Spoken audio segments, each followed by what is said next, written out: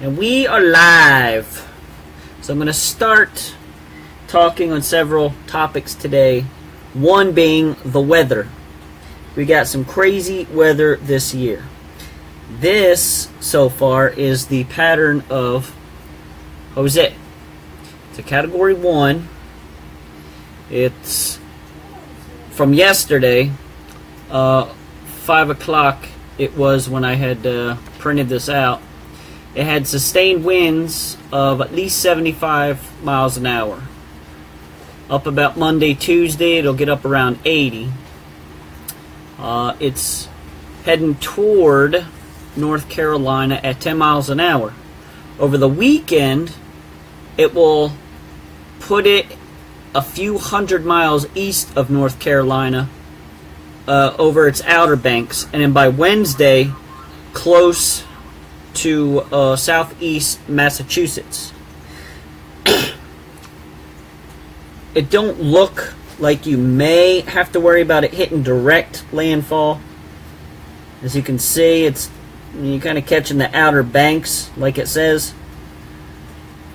But we don't know yet, because we know how crazy these storms can shift and change and do whatever it kind of wants to do, as this one was already showing us at the beginning. It showed one time it was, over here and did like a loop to come back around. So if it wants to change, maybe we'll find out. But it's still early yet. So then we move on to Lee, which is one after Jose. Lee started at about the same starting point as Irma did, out there off of the Caribbeans. Irma was out over here. Lee is over here. Okay? It's still too early, they say, to know what direction it wants to take. Way too early. But they said in the past 2 days, it's got an 80% chance of developing. And again, it's way too early to be able to tell the possible direction it wants to take. Then you have Hurricane Max. It actually already, it had hit Thursday. Max was 45 miles an hour winds off of Mexico's southern Pacific coast Thursday again, dumping a lot of rain. It could bring life-threatening flash floods. I don't know if they've been showing that on the news, but that's what we had come Monday. So we had a bunch so far. And yes, I realize we're in the peak season of hurricane season, as every year there is a peak season. But as we also know, the closer it gets to Christ's return, the more things are going to intensify at a rapid rate. Okay? Luke 21:25 tells us, "And there will be signs in the sun, in the moon, and in the stars, and on the earth distress of nations with perplexity," or confusion, not knowing what's going on. "The sea and the waves roaring." Now, there's been a lot of groundbreaking records with a lot that's been going on, such as Irma. Irma was people say go up to basically a Category 6, with the wind at 185, but wind gusts at 220 miles an hour. That's never happened before. And not to mention Harvey and Irma, two catastrophic hurricanes back to back, first time in over, I think they said, 100 years. As I had mentioned on another post.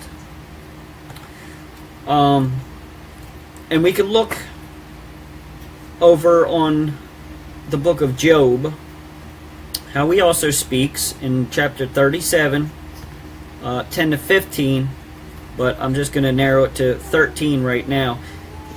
The other ones he basically talks about from 10 to 15 is how God controls every ounce of the weather. Okay, so 13 says he causes it, the weather, to come. Whether for correction or for his land or for his mercy. And I believe the more America as well as other nations keep drifting farther away from the God who created all and is in all, the more all of us tend to drift away, the more judgments are going to come. He's a loving and merciful God, slow to wrath, because he don't want any to perish. But he's also got a judgment side. He has to judge. Okay, look at Sodom and Gomorrah. He gave them chance after chance. Finally, enough was enough. And he allowed Lot and his family to escape. Noah, he gave the earth plenty of time. But still, they rebelled. They continued to mock. They continued to blaspheme his holy name. And you see what happened. He flooded the earth. Of course, that was the one time and only time he ever did that. And that's what the rainbow is supposed to represent. His covenant to say he will never flood the earth again.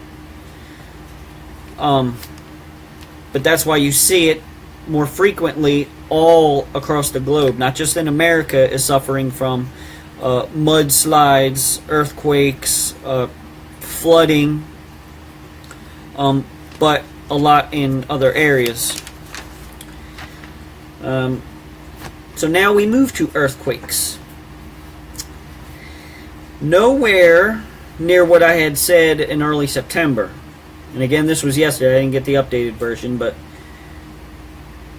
there was a total of 39 across the globe. 12 in the U.S. from the ranges between 2.5 and 5.8. Now we move on to North Korea. Yesterday, I believe it was yesterday, early in the morning, they launched another missile over the northern Japanese island. The UN condemned the missile test. Washington emphasized that it was running out of patience, and the military option to resolve the crisis remains on the table. It's a matter of time. They just have to come up with the right plan. The UN, Russia, and China want harder sanctions on North Korea, mainly oil. Cut them back.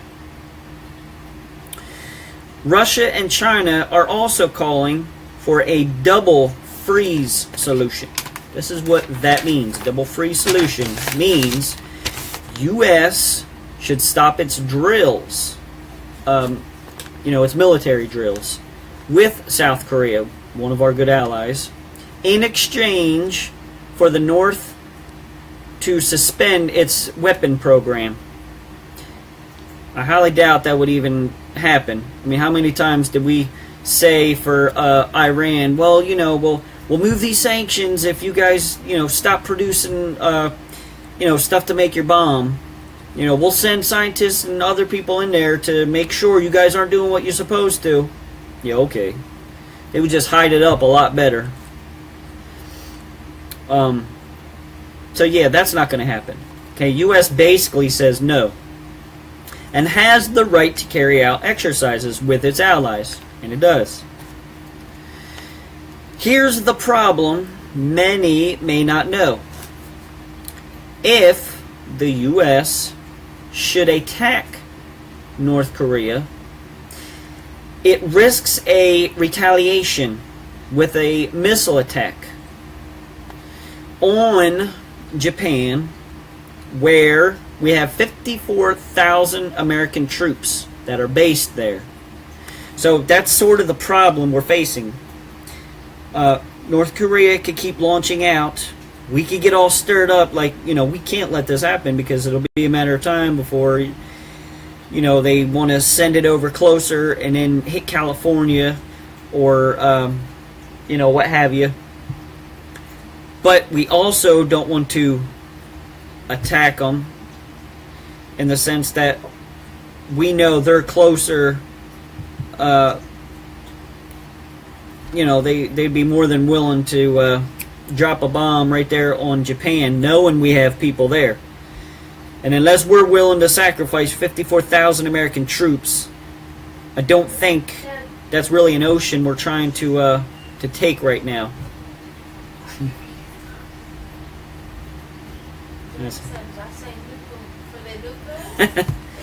Yeah, nuke them for they nuke us, Jamie says. I mean, you could, because then you're thinking, well, if we, shoot out their plants or where some of the missiles might be located, then, you send troops in really quick to try to, take control of the situation. I mean, I'm sure they're thinking of every option that they possibly can before they go sending some big attack, because that's the last thing they want is, some undercover thing to happen where it's not even out yet, and then, God forbid they do hit Japan. But you're right, who's to say they don't launch one on Japan first? Hopefully not. We have troops there. I'm sure they got the technology over there, so we can sit there and try to intercept and do what we have to do. Now, North Korea to California is exactly 5,822 miles. Okay? North Korea launched a missile over that island of Japan that reached some 2,100 miles, 2,100 miles. So they have to somehow reach another 3,000 miles if they're going to come to America. Unless somehow they show maps of it possibly going up into the atmosphere and then back down, which they don't think that the heat from the atmosphere would allow it to do that. Basically, it would blow it up as it reaches. So we'll have to see how that unfolds. I know it's getting bumpier, it's getting more ugly, and things are ramping up. It's a matter of time. So let's go on to microchips. See what the latest of that is. Growing acceptance of microchip implants. And I encourage to Google all this stuff that I'm talking about. Don't just take my words for it. Google it. It will show up. You Google up microchip. You Google up RFID chip. All kinds of stuff will appear. Google up incidents of cartoons exposing it. Shows, commercials, or whatever it is. These things are, just brushing the line to try to get us more acceptant to it, so when it does happen, it won't be no big deal. Sweden is joining the bandwagon. It's going to start doing away with money and getting chip implants. About 3,000 already in Sweden have them, so that they have easy access to secure areas of buildings, so they can go in and out. Worldwide, now this I didn't know, worldwide there are about 20,000 people who have them. 20,000 worldwide already. Don't seem like a big number, but once it catches on, it's going to explode. People are going to start seeing this as, a way to life. I mean, look at the ATM. Look at debit cards. It used to be paper checks. Everybody had paper checks. Now everybody has an ATM card. It's more convenient. Now people are getting to where they have their phones. Why carry my wallet if I have my wallet right here? I could just and it's done. Why have all of that when I could just have a quick chip to get into work, beep, and out, to buy my snack at the snack machine, just beep, and it's done. Matter of fact, you can Google this too. In Wisconsin, the company was called 3 Square Market. They did a news broadcast about that last month, I think it was, where a lot of your employees were lining up willingly. It wasn't mandatory. They were just willingly to participate in this, to take a chip. And the one gentleman was showing what it was, where they go up to the snack machine, soda machine, to go ahead and wave their hand, and they could get it. Australia was actually the first to start getting this. Belgium, Sweden, as I said, Wisconsin, and I'm sure there's more. But again, 20,000 is a lot. And it's something that has to make way. Anyone who's going to support? Yes, well. Yeah, I agree. Jamie's saying anyone that is going to let someone put them radio waves and etc. under their skin has to be nuts, and those dummies are going to get all kinds of cancer. Well, the amazing thing is, Jamie, the Bible in Revelation talks about a pain that people will go through for several months. They'll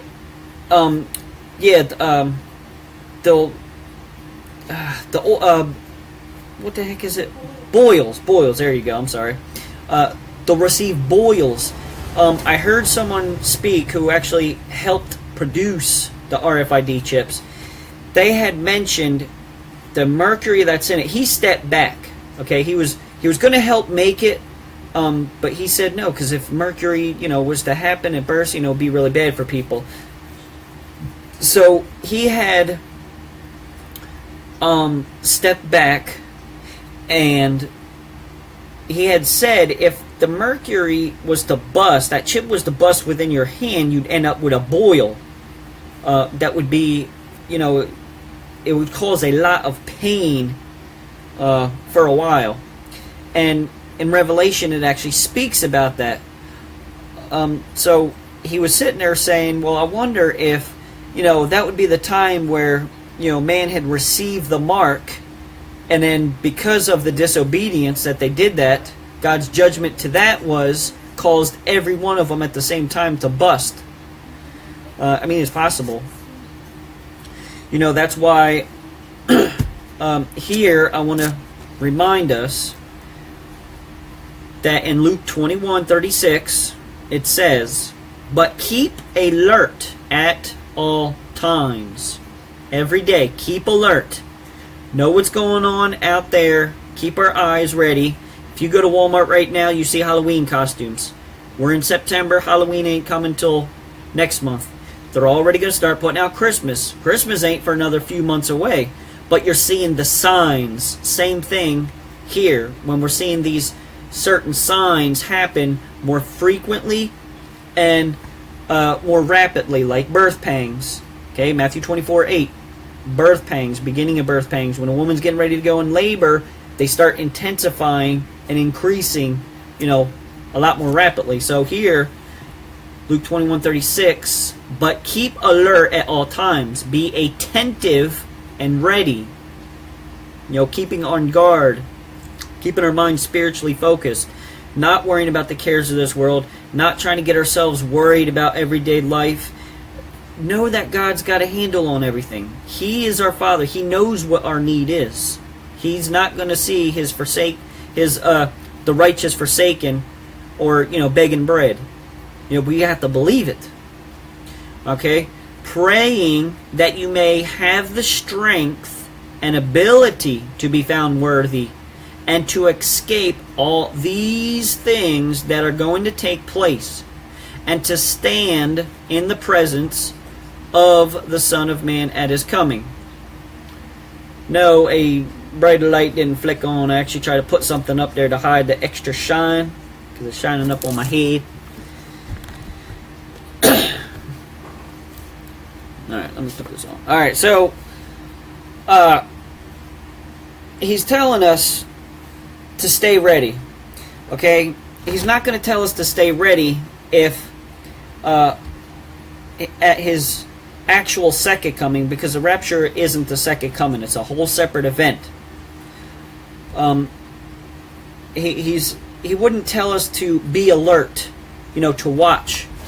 And he wouldn't tell us, that we should pray that we would even be counted worthy so that we can escape. What would we be escaping? Again, I said this before. What would we be escaping if we weren't taken out of the way? Called up in Latin means rapture. Okay? And you can look that up, 1 Thessalonians 4, 16 to 18. He's letting you know it, and again, that's not the second coming. The second coming is pitch dark in the sky, lightning from east to the west. All eyes on the planet will see Jesus coming back on his horse with a sword, and the saints behind him. That's the second coming. So don't be deceived when the Antichrist comes in, and he's calling for this, world peace, which is going to happen. 7.5 years, first 3.5, no one knows war. Then it's broken. Then the last 3.5 years, that's where he's going to start pushing the chip. Matter of fact, that's what I want to go to next. Let's quickly, we'll go to Revelations 13, the beast from the sea. And I'm going to start at 15. Okay? It says, "And he is given power to give breath unto the image of the beast, so that the image of the beast will even appear to speak, and cause those who do not bow down and worship the image and the beast to be put to death." So he's going to be able to deceive a lot of people by making this image appear like it's talking. And since a lot of people anymore are seeing is believing, they're going to believe it. Also, he compels all, or he requires all, rich, or all, the small and the great, the rich and the poor, the free men and the slaves, to be given a mark on their right hand or on their forehead, signifying allegiance to the beast.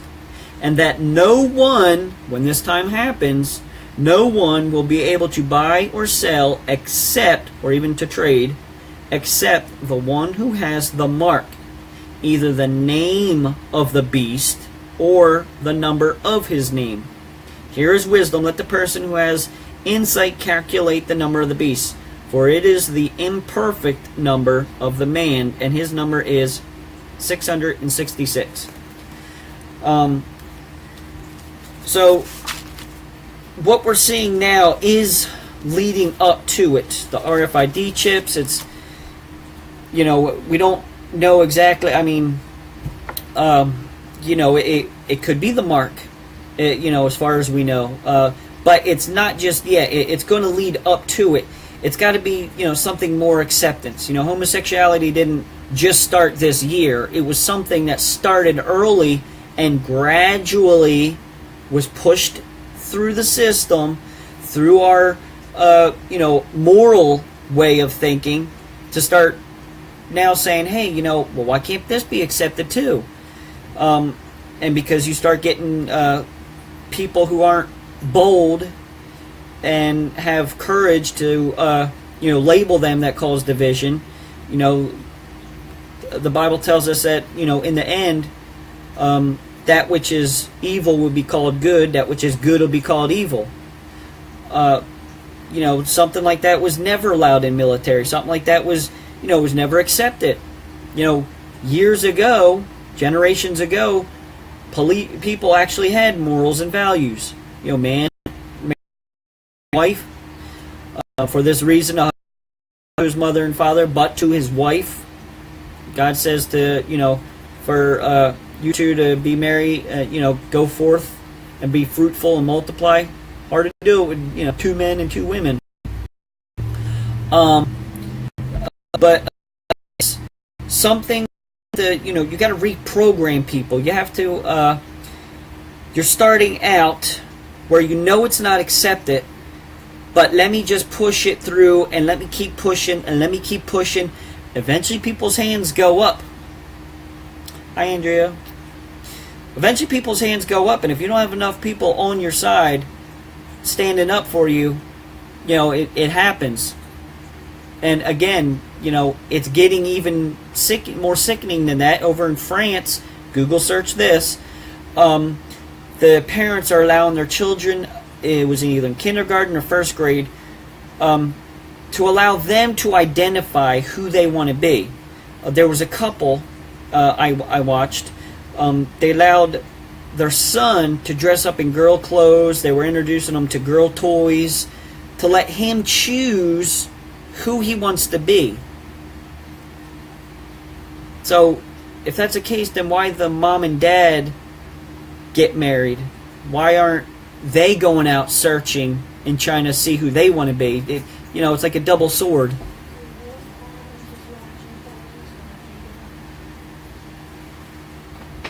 Well, now I see them. Hello. So again, yeah, Google search that. The couple out there in France. It's sickening. Like I was just saying. You're allowing your I don't know how old he was, maybe 2, to dress up like a girl to make him decide for himself if he wants to grow up to be a boy or a girl. That's just something you don't do. If you're a woman, you search out a man, you want to have kids, and you want them to grow up the way they are. Again, if you've ever seen that movie, I Am Jazz, it's a boy. The wife wanted a girl and allowed him to do all these things. It's all pushing through. So to get back to what I was talking about with the chip, it's all pushing through to make it acceptance. The jobs are making it seem like it's a good thing. Hey, listen, if somebody takes your phone, if somebody takes your card, never before, but now with the chip. You didn't have that chip before, but if you notice a lot of the cash registers, it says if you have a chip, you need to insert it, and then it runs it. If you don't have the chip right now, it's just swiping. Okay, it's supposed to have, better security. Well, now they're trying to make it better security by sticking it in your hand. So guess what? Nobody can get your information. Sounds like a real good idea. To a lot of people, it's insane. But to the right crowd, the new generation's being brought up, it's a great idea. Like I said, 20,000 already accepted it. It's going to be a movement. People are going to start doing it. And I told people before, because I work for Walmart, don't think that ain't going to be a company that might not eventually get into something like that. It's a big company. To stop security or anybody possibly breaking in and, causing, whatever it is. It's just a matter of time. So then I want to go to Revelations 3:10 real quick. Okay? Because you have kept the word of my endurance, and the Bible tells us over and over again, he who endures to the end shall be saved. Enduring, keeping your faith. My command to persevere, keep pushing no matter who around you might find it offensive because you believe in Jesus. Who around you might get offended because you're just trying to tell them the truth with love. You're trying to let them know, listen, this is what the Bible says. I'm not saying this because I want to be mean to you. I'm saying what Jesus wrote and told me to tell you, because the time's coming. And if you can't see things are getting worse, then you need to pop your bubble you're in and start taking a bigger look. So he says, I will keep you safe from the hour of trial, the hour which is about to come on the whole inhabited world, to test those who live on earth. And you could, research Mark 13:9-2 and 2 Thessalonians 2:1-12. I am coming quickly. Hold tight to what you have, so that no one will take your crown by leading you to renounce your faith. Hold tight to every word in the Holy Bible. Hold tight to what you're being taught. Jesus, John 14:6. Jesus is the way, the truth, and the life. No man comes to the Father but by him. Confess the name of the Lord, and you shall be saved. Admit you're a sinner. Bottom line, we do stuff that's wrong, that's against God. Admit you're a sinner. Accept him into your heart. Say, Lord, come into my heart. Accept him as your personal Savior, and you'll be saved. It's that easy. Hold to that so no one could sit there and have you renounce your faith and say, no, that's not the right way. Let's go with Oprah's theory. All roads lead to heaven. You could believe in a crown. You believe in, paper or something. No. Nope. So now let's move over to, also in chapter 3, 15 and 16. I know your deeds, your works, what we do, that you are neither cold or refreshing, nor hot, healing, or therapeutic. I wish you were cold or hot, all the way for them, or not with them at all. That's basically what he's trying to say. You're either for God or you're not for God. We got to make up our minds here. So because you are like lukewarm, spiritually useless, and neither hot nor cold, I will vomit you out of my mouth, rejecting you with disgust. And that's pretty powerful and important. Jesus tells us, not to put our hand to a plow and look back. We're not fit. Okay, so if he's telling us here to make a decision, choose you this day whom you're going to serve. If God was to come back in 5 minutes, would you consider yourself hot or cold? Or would you consider yourself lukewarm? Hey, Mr. Jimmy. Would you consider yourself, a follower, or, someone who just, I profess to know God, but my heart's more or less, far from Him. I still have to hold on to the world. The famous saying will probably constantly repeat: you can't walk with God and hold hands with the devil. Stay in the light as He is in the light, and you shall have fellowship with God. Don't say, stay in the light and you could run around in the darkness, once in a while, Monday to Saturday, and you should have fellowship. Jesus requires a relationship. That's what the church, that's what people have gone far astray from with all these false teachers and preachers. This is what I constantly tell people. They have to realize it's not a religion. It's not tradition. Jesus said on that judgment day, "Depart from me, you doer of iniquity. I didn't know you." Well, if you didn't have a relationship with somebody, of course you don't know them. I can't meet a stranger on the road and say, "Oh, I know you, buddy. Come on in." Never mind the weapons you got and that crazy bat and your mask and duct tape, rope. It's all right. I don't know. Maybe a construction worker. If you don't know, no. Same thing. Jesus is going to tell you, "I didn't know you." He requires a relationship. Talk to Him regularly. He knows what you want before you ask, but He wants you to ask.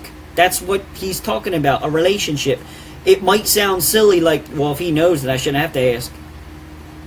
Hello? We'll